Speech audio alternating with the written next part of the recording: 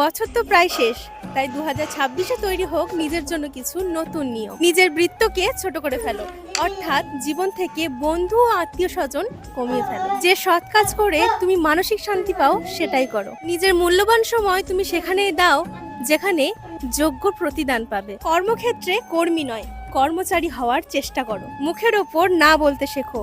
শুধুমাত্র অন্যের মনোরঞ্জন করার জন্য নিজের ইচ্ছার বিরুদ্ধে গিয়ে হ্যাঁ বলা আজকেই বন্ধ করে দাও। যে তোমাকে কদর করে চেষ্টা করো তাকে সবসময় আঁকড়ে ধরে রাখতে। 5 টাকা হলেও নিজে উপার্জন করতে শেখো, কারণ শেষ লড়াইটা হবে মেরুদণ্ডের। মানুষের কটূক্তিকে আশীর্বাদ রূপে গ্রহণ করতে শেখো, কারণ মনে রেখো বাগান ভর্তি গাছের মধ্যে মিষ্টি ফলের যে গাছ সেটাতেই ঢিল সবসময় বেশি পড়ে। ঈশ্বরের ওপর ভরসা রাখো আর নিজ কর্মে আস্থা রাখো।